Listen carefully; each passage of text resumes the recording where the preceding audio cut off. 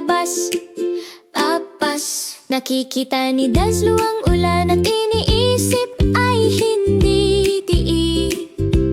Gumuhit siya ng plano gamit ang mga dahon at patpat para makapagtayo ng paaralan kung saan dumadaloy ang kaalaman. Ulan man o sikat ng araw, makakahanap tayo ng paraan.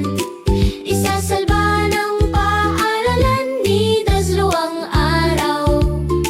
Nag-aaral ang mga hayop, naglalaro ang mga hayop, hindi na sila paiigawin ng ulan.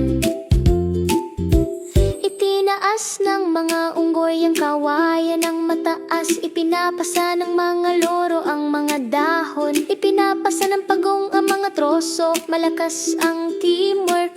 Itinayo ni Daslo ang bubong na pumipigil sa ulan. Sama-samang tinapos nila ang kantang pang Jungle School. Ulan man o sikat ng araw, makakahanap tayo ng paraan. Isasalba ng paaralan ni Daslo ang araw. Nag-aaral ang mga hayop, naglalaro ang mga hayop, hindi na sila paiigawin ng ulan.